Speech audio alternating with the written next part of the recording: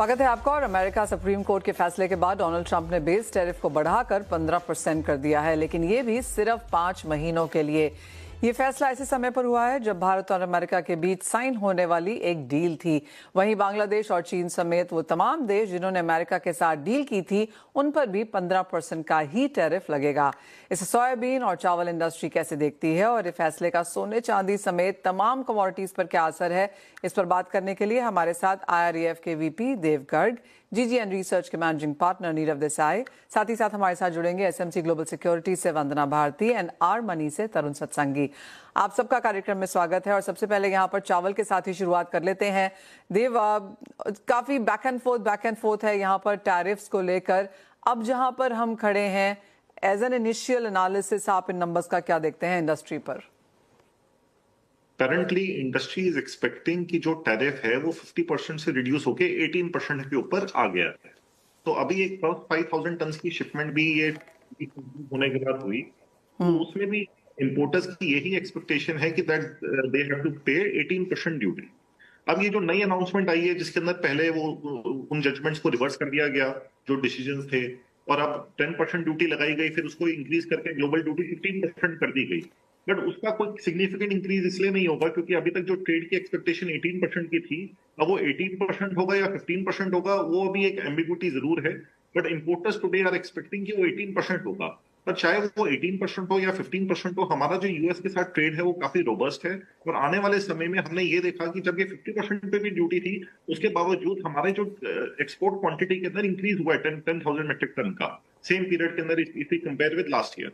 तो अगर 50% ड्यूटी के ऊपर भी हमारा टर्नओवर इंक्रीज हुआ है, तो अगर 18% ड्यूटी पे भी हम आ जाते हैं या 15% पे आते हैं, तो उसका कोई मार्जिनल इफेक्ट ही आएगा ट्रेड के ऊपर और ट्रेड नॉर्मल कंटिन्यू होगा। इस साल हमें ये एक्सपेक्टेड है कि जो पाकिस्तान और वियतनाम और थाईलैंड का मार्केट शेयर है, काफी बड़ा मार्केट शेयर है यूएस के अंदर। ऑलमोस्ट $1.2 बिलियन का एक्सपोर्ट थाईलैंड और पाकिस्तान मिलकर यूएस को करते हैं राइस का। तो उसमें ये उम्मीद है कि काफी बड़ा मार्केट शेयर इंडिया इस बार ईटअप करेगा, क्योंकि इंडिया के अंदर प्राइसेस काफी डाउन है बम्पर स्टॉक होने के वजह से। और आने वाले समय में हमने ये देखा है कि जो भी यूएस से डिमांड आ रही है वो काफी ज्यादा डिमांड आ रही है। और जो प्राइस भी आ रहा है अभी $1,000 का पर मेट्रिक टन का एवरेज प्राइस एक्सपोर्ट का था जब ये ड्यूटी लगाई गई थी 50% की। उसके बाद भी जो नए कॉन्ट्रैक्ट्स हुए वो भी सेम लेवल के ऊपर ही हुए हैं। तो इसका मतलब ड्यूटी कम होने की वजह से इंडियन एक्सपोर्टर्स की रियलाइजेशन के अंदर कोई असर नहीं आया, विच क्लियरली शो, जो इस बात को रीइंफोर्स करता है कि जो भी ड्यूटीज थी वो यूएस कंज्यूमर ही बेयर कर रहा था और इंडियन एक्सपोर्टर्स से लार्जली इंसुलेटेड रहे थे। तो अगर आने वाले समय में भी चाहे 15% हो या 18% हो या 50% हो, इंडियन एक्सपोर्टर्स इससे इंसुलेटेड रहेंगे, जो हमने पहले भी इसके एविडेंस हमारे डाटा शो करता है। अगर 50% पे अच्छा एक्सपोर्ट था तो फिर 18-15 में ज्यादा बेहतर ही होगा। तो आप कहेंगे देव, इन दैट सेंस यहाँ पर इंडस्ट्री पॉजिटिव डेज आगे देख सकती है? जी, इंडस्ट्री डेफिनेटली इसको बहुत पॉजिटिव नोट के साथ देख रही है, क्योंकि इंडिया के पास एक बहुत स्ट्रेटेजिक एडवांटेज है कि इंडिया के पास एक बहुत वाइड रेंज ऑफ प्रोडक्ट्स है। इंडिया के पास $700 से लेके $2,000 तक की बासमती अवेलेबल है, जो पाकिस्तान और थाईलैंड के पास इतनी बड़ी रेंज नहीं है। उनके पास कुछ ही स्पेसिफिक रेंजेस की अवेलेबिलिटी है। तो कोई भी जो ड्रास्टिक प्राइस वेरिएशन आता है, जैसे ड्यूटी कभी लग गई तो एकदम से प्राइस इंक्रीज हो गया, ड्यूटी हट गई तो प्राइस रिड्यूस हो गया डोमेस्टिक मार्केट के अंदर, यूएस के अंदर।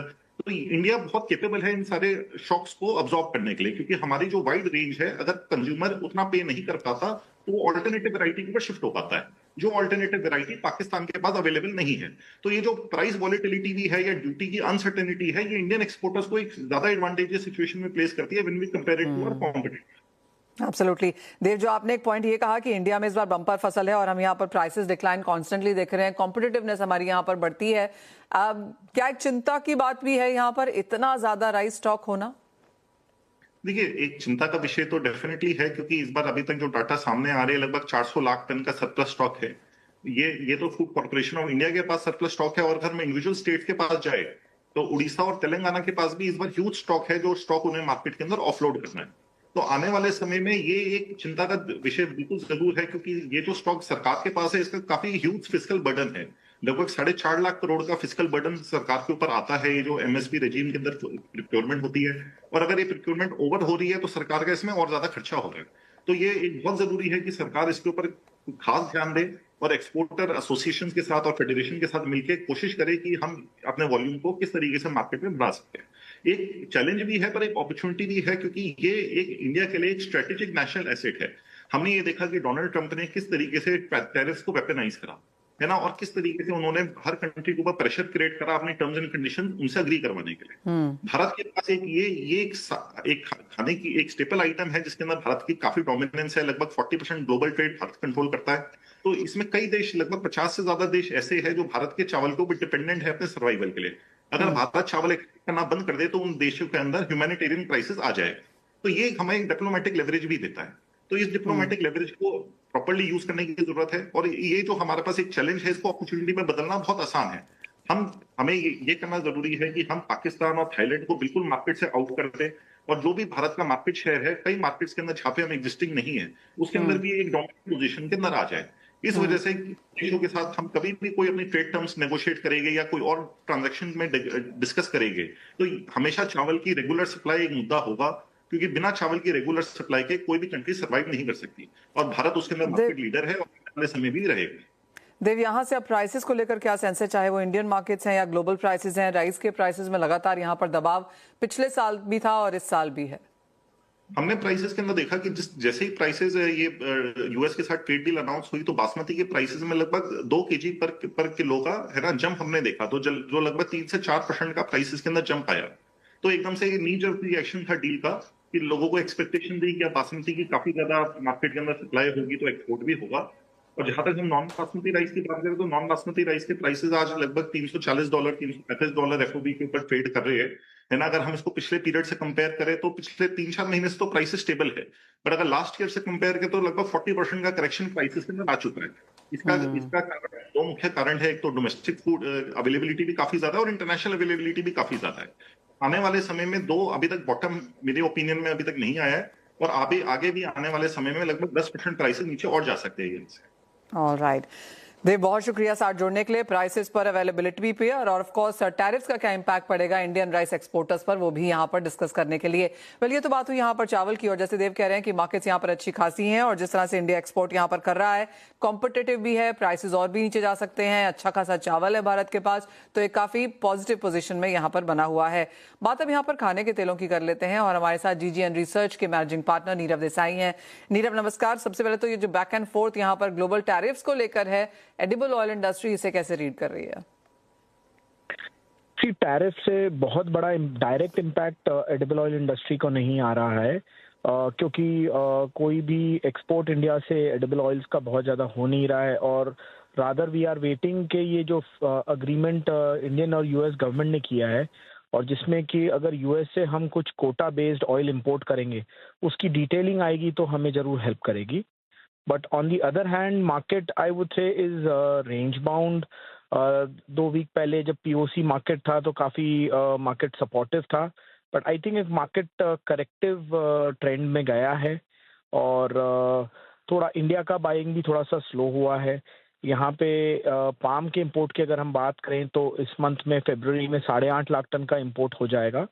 सोयाबीन ऑयल और सन ऑयल का इंपोर्ट थोड़ा सा कम है, अबाउट 3,25,000 टन और 1,75,000 टन का। So till March shipment basis soft oils का इंपोर्ट थोड़ा कम है, और लास्ट मंथ में 7,60,70,000 टन के आसपास पाम था, इस बार 8,50,000 है। सो पाम का स्टॉक अब धीरे धीरे बढ़ते जा रहा है, और वो चीज़ हम ऑलरेडी थोड़ा सा पाम में डिस्पैरिटी के एंगल से भी देख रहे हैं। तो ओवरऑल पाम मार्केट में फिर भी कुछ ना कुछ बाइंग हम देख रहे हैं, क्योंकि पाम के प्राइसेस रीजनेबल है। एब्सोल्युटली। नीरव, आप 8.5 का लेवल दे रहे हैं। मेरी संदीप भान से कुछ दिन पहले बात हो रही थी, वो कह रहे थे 9.5-10 लाख टन भी फेब में हो सकता है इंडिया इंपोर्ट करे। इतने नंबर्स, इतने बड़े नंबर्स आप देखते हैं? देखिए, थोड़ा सा इंडोनेशिया की ड्यूटी स्ट्रक्चर चेंज मार्च में रहेगा तो कुछ एक्सपोर्ट आउट थोड़ा ज़्यादा बड़ा हो सकता है, बट अराइवल बेसिस तक आज ऑलरेडी 23 फरवरी हो गई है, तो 8.5 वाला 9 तक जा सकता है, पर उससे बहुत ज़्यादा बड़ा नंबर अराइवल बेसिस पे जा ऐसा नहीं है। बट यस, आई अग्री, फरवरी का शिपमेंट हैवी रहेगा, क्योंकि इंडोनेशिया में एक एक्सपोर्ट ड्यूटी नेक्स्ट लेवल पे जंप कर रही है, तो वहाँ से एक्सपोर्टर्स जरूर कोशिश करेंगे कि फेब तक में वो ज़्यादा एक्सपोर्ट करें। और आपको लगता है कि उसके बाद ऑफ कोर्स ड्यूटी भी निकल जाएगी यहाँ से और अच्छा खासा इंपोर्ट इंडिया में आ जाएगा, तो मार्च इस लिहाज से थोड़ा सा हल्का रह सकता है इंपोर्ट के मामले में? यस, रह सकता है, बट फिर भी क्या है, पाम के प्राइसेस अगर आज हम बात करेंगे तो $1140 के आसपास, $45 के आसपास सीपीओ है। सामने बीन ऑयल नियर बाय का मार्च शिपमेंट का 1220-25 का है। अप्रैल का 1195 का है। सो ओवरऑल प्राइजेस बहुत ज़्यादा रीजनेबल है पाम के, तो उस कारण से कहीं ना कहीं आप समझिए कि पाम की बाइंग फिर भी एक्टिव रहेगी। नीरव, अब क्योंकि ओवरऑल ऑफ कोर्स जैसे आपने कहा कि जहां तक टैक्सेस ड्यूटीज की बात है यहाँ पर कितना कोटा आता है, क्या आता है, लेकिन एज ऑफ नाउ क्योंकि अक्रॉस वर्ल्ड का 15% ही कर दिया है और इंडियन टीम अब यहाँ पर यूएस बहुत जल्दी जाने वाली भी नहीं है, वो पूरा पोस्टपोनमेंट यहाँ पर आया है, तो एज ऑफ नाउ कोई बहुत बड़ा पुश नहीं है यहाँ से यूएस से आता हुआ, आप कहेंगे? नहीं है। और वैसे भी जैसे हमने देखा है कि पहले के सालों में हार्डली 6-7 वेसल्स, मतलब अबाउट 2-3 लाख टन का कार्गो आता था। वो अगर शिप भी होता तो 5 लाख टन होता, तो वो बहुत बड़ा नंबर वैसे भी हम नहीं एक्सपेक्ट कर रहे थे। So I think the trade should focus more on the new South American crop April onward जो आने वाली है, और वो क्रॉप काफ़ी अच्छी है। अभी ओवर द वीकेंड ब्राज़ील में, अर्जेंटीना में रेन्स भी हुई हैं, और जो थोड़े क्रॉप लॉसेस का फियर था वो थोड़ा सा ठीक हुआ है। और सबसे इम्पोर्टेंट है यूएस का बायोडीजल पॉलिसी, जो कि एक्सपेक्टेड है कि फरवरी एंड तक में they have to submit. So any time this week it is expected that it will be submitted, और जैसे ही वो सबमिट करेंगे आई थिंक शिकागो में उसका हमें कुछ ना कुछ रिएक्शन देखने मिलेगा। सो आई थिंक सबसे इम्पोर्टेंट वही मूव हो रखा है। बट यस, वो भी है, Chicago oil all time high पे चल रहा है। उसके सामने साउथ अमेरिकन क्रॉप इतनी अच्छी है कि in form of basis market already काफ़ी वीक हो चुका है। लास्ट 3 वीक में हमने देखा कि शिकागो 700 to 800 पॉइंट्स बढ़ा, तो कंपेयरिंग में बेसिस भी जो है 200-300 माइनस वाले वो 800 to 1000 माइनस हो गए। सो पूरा शिकागो का गेन साउथ अमेरिकन बेसिस ने घटा के दिया है। ओह एब्सोल्युटली।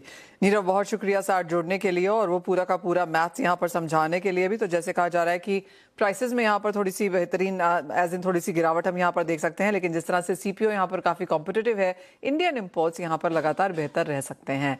वेल, इसी के साथ एक ब्रेक का भी समय है, लौटेंगे तो हमारे साथ वंदना भारती और तरुण सत्संगी होंगे।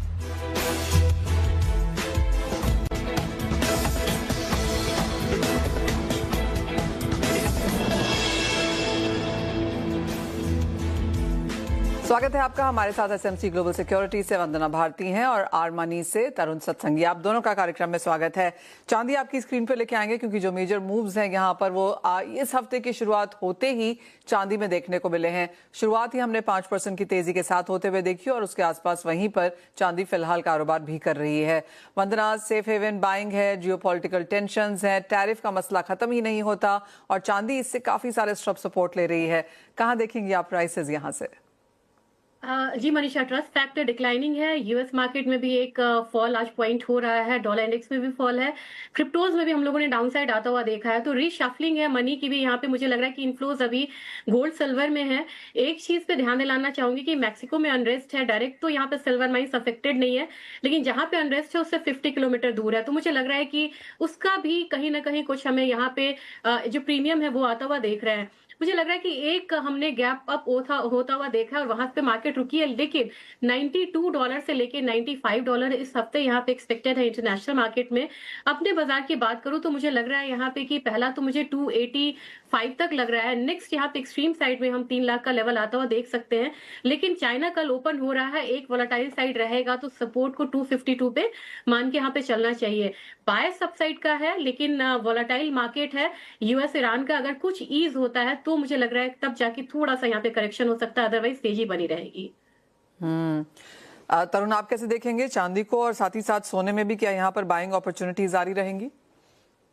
या hi Manisha, good evening. Well, certainly हमने देखा है एक तरफ ईरान और यूएस का जो वॉर टेंशन है वो मार्केट को काफी सपोर्ट कर रहा है। देखिए, अभी भी प्रॉब्लम सॉल्व नहीं हुई है। थर्सडे को जिनेवा में अगेन वो मिलने की तैयारी कर रहे हैं। साइमल्टेनियसली ये कहना कि 10 to 15 डेज आपके पास, otherwise we will attack, and yield को प्रेशराइज करने के लिए उनका ये कहना है कि वो स्मॉलर अटैक भी कर सकते हैं, तो मार्केट में रिस्क प्रीमियम वो ऐड कर रहा है। जहां पर हमने देखा था ट्रेड टैरिफ बैक फीट पर था, वो अभी फ्रंट पर आ चुका है। जिस तरीके से अमेरिका की कोर्ट ने कहा कि इंटरनेशनल इमरजेंसी इकोनॉमिक पावर का मिसयूज किया है, 1977 एक्ट जो था, आफ्टरवर्ड्स उन्होंने सून आफ्टर 10% का, देन संडे को 5% बढ़ा के 15% कर दिया है। इट्स स्टार्टिंग, मे बी अभी फर्दर वो इम्पोज करें, क्योंकि यूएस ट्रेड एक्ट के थ्रू उनके पास फर्दर ऑप्शन भी है। अभी तो उन्होंने 122 को यूज किया है, वो 332 और 301 को भी यूज कर सकते हैं। नो डाउट हमारा ऐसा मानना है कि जब तक 5080 के ऊपर कॉमेक्स स्पॉट के प्राइस रहेंगे, हायर साइड पे 5250 से 5300 तक प्राइस आ सकते हैं। इवन इंडियन बोर्सेस के अंदर मार्केट इज जस्ट अवेटिंग कि 1,61,000 के ऊपर चलना चालू करे। द मोमेंट 1,61,000 के ऊपर चलना चालू करेगा, 1,65,000 टू 1,70,000 तक देखे जा सकते हैं। Even silver is sounding more positive, $80 के ऊपर ये बाइंग साइड में अच्छा रहेगा। नियर टर्म में 92 और थोड़ा सा ब्रॉडर आउटलुक लेते हैं तो $100 आ सकता है। इवन हमारे डोमेस्टिक मार्केट के अंदर 2,70,000 एक अच्छा रेजिस्टेंस है। द मोमेंट उसको ब्रेक करेगा, मार्केट कोशिश करेगा 2,90,000 से 3,00,000 फिर से आने के लिए। बट डिस्टर्ब बाय के इंस्ट्रूमेंट है दोनों। हल्का सा भी अगर वॉर होता है तो रिस्क प्रीमियम इतना बढ़ जाएगा कि इन दोनों के अंदर फिर हम काफी अच्छी तेजी आते हुए देखेंगे। All in all one should be buying on dips, selling का नहीं सोचना चाहिए। ऑलराइट, तो सोने चांदी दोनों में यहाँ पर खरीदारी का ही यहाँ पर मौका बनता है। साथ ही साथ कॉपर आपकी स्क्रीन पे लेके आएंगे क्योंकि कुछ मुनाफा वसूली यहाँ पर अब भी जारी है। वंदना, जहां तक मेटल्स की बात है, जनवरी बहुत स्ट्रांग था, लेकिन उसके बाद जिस तरह की मुनाफा वसूली 1400 से सीधा 1170 के लेवल्स यहाँ पर बनते हुए नजर आए हैं, क्या करने की राय है? क्या कुछ वॉच करना चाहेंगी? क्या चाइना खुलने का इंतजार होगा? क्या वहां से कोई बेहतर क्यूज आ सकते हैं? जी मनीषा, मुझे लग रहा है कि चाइना एक यहाँ पे एक्शन देगा, खासकर कि बेस मेटल जहाँ पे हम लोगों ने डिक्लाइन आता हुआ देखा है। और मुझे लग रहा है कि यहाँ पे इन्वेंट्रीज को लेके मार्केट ने बहुत ज्यादा रिएक्ट किया है। और ईरान यूएस के वॉर में हम लोगों ने यूएस के जीडीपी डेटा को थोड़ा सा इग्नोर करा, लेकिन मार्केट ने उसे बहुत डिस्काउंट करा है। तो वहां पे भी हम लोगों ने एक प्रेशर आता हुआ देखा है, खासकर बेस मेटल काउंटर पे। आज कॉपर में एक जंप मुझे लग रहा है, और ये तो एक मतलब हम कह सकते हैं कि नेक्स्ट कॉन्ट्रैक्ट पे भी हम जा रहे हैं। लेकिन 1250 1260 मुझे लग रहा है कि अगर चाइना ओपन होता है तो एक अपसाइड मूव जो है वो बेस मेटल कैटेगरी में हमें देखने को मिल सकता है, क्योंकि वहां पे एक्टिविटी शुरू होंगी और फिजिकल एक्टिविटी शुरू होंगी। तो मेरे ख्याल से ये जो वीक है ये एक अपसाइड का वीक होना चाहिए। और डॉलर इंडेक्स में जो गिरावट आ रही है उसका भी इनफैक्ट एक फायदा यहाँ पे मिलता हुआ दिख सकता है बेस मेटल काउंटर को। तो कॉपर मुझे लग रहा है कि 1250 1260 तक इस बारी ऊपर की तरफ जा सकता है, और सपोर्ट यहाँ पे 1180 का यहाँ पे क्रूशियल बनता हुआ दिख रहा है। एक फाइनल सवाल यहाँ पर क्रूड ऑयल प्राइसेस पे देख लेते हैं, जहां पर पिछले हफ्ते 5% की तेजी थी, लेकिन इस हफ्ते की शुरुआत सपाट हुई है। बाजार ऑफ कोर्स यहाँ पर थर्ड राउंड ऑफ नेगोशिएशन जो है यूएस ईरान का, उसको वॉच करेगा। और एज ऑफ नाउ कोई ऑयल सप्लाईज को लेकर चिंता नहीं है, तो वो एक प्रीमियम हल्का सा निकलता हुआ नजर आया। तरुण, कैसे देखते हैं प्राइसेस को? क्या करने की राय देंगे? आई थिंक सेलिंग का बिल्कुल भी नहीं सोचना चाहिए। इस काउंटर के अंदर हमने देखा है जब से ईरान यूएस का टेंशन मार्केट में आया है, रिस्क प्रीमियम काफी बढ़ा है सप्लाई डिस्ट्रप्शन के फियर के चलते। और जो $55 पे प्राइस था, $6 के ऊपर जा चुके हैं। इवन ब्रेंट तो 71 के ऊपर ट्रेड कर रहा है। आई थिंक हमको ये नहीं भूलना चाहिए, अभी भी सिचुएशन काफी वरीसम है। अगर मार्केट में रिस्क है कि अगर वॉर होता है तो अल्टीमेटली ईरान करीबन 4% ग्लोबल सप्लाई में कंट्रीब्यूट करता है, वो तो सप्लाई जा सकता है। मे बी इसराइल ने पार्टिसिपेट यूएस के साथ किया और मिडिल ईस्ट में फर्दर वो थोड़ा सा स्प्रेड आउट हुआ तो चिंता हो जाएगी मिडिल ईस्ट रीजन से सप्लाई जाने की। स्ट्रेट ऑफ हार्मुज हमको नहीं भूलना चाहिए, अल्टीमेटली वो वर्ल्ड का 20% ऑयल एंड 1/3 LNG उस रूट से थ्रू होकर निकलता है, एंड वो ईरान के कंट्रोल में है। तो अल्टीमेटली अगर कुछ युद्ध वाली सिचुएशन होती है तो ईरान सबसे पहले स्ट्रेट ऑफ हार्मुज से जो मूवमेंट होता है उसको रोकने की कोशिश करेगा। सो अल्टीमेटली इट्स काउंटर $70 मेरे को WTI आते हुए लगता है। और जाएं उससे पहले क्विक चेक यहाँ पर नेचुरल गैस का भी ले लेते हैं। वंदना, यहाँ पर क्या राय है? मुझे लग रहा है कि ये थोड़ा सा सबड्यूड रहेगा, लेकिन एक कह सकते हैं कि रेंज बनती हुई नजर आ रही है नीचे से, और ये कमोडिटी स्ट्रांग होती हुई नजर आ सकती है। $3.4 तक मुझे लग रहा है कि एक रिवर्सल हो सकता है। आज भले ही थोड़ा सा अपसाइड के बाद हम लोगों ने करेक्शन आता हुआ देखा, लेकिन इस हफ्ते में देख रही थी $3.5 हम एक्सपेक्ट करके चल सकते हैं। और अगर M6 की बात की जाए तो मुझे लग रहा है कि ग्रेजुअली यहाँ पे प्राइसेस अपसाइड जाएगा, और 288 से लेके हम 295 वाला जोन आता हुआ देख सकते हैं। और मुझे लग रहा है मनीषा, मार्च अप्रोचिंग है, यहाँ से एक बारी कूलिंग डिमांड शुरू होगा, तो इस कमोडिटी में एक अच्छी खासी तेजी बनती हुई नजर आएगी, और वो स्टेबल होनी चाहिए। Fair point that. बहुत शुक्रिया आपका वंदना एंड तरुण, आपका भी साथ जोड़ने के लिए और वो तमाम स्ट्रैटेजीज हमारे दर्शकों के साथ शेयर भी करने के लिए। इसी के साथ एक ब्रेक का भी समय है, लौटेंगे और लेकर आएंगे आवाज समाचार।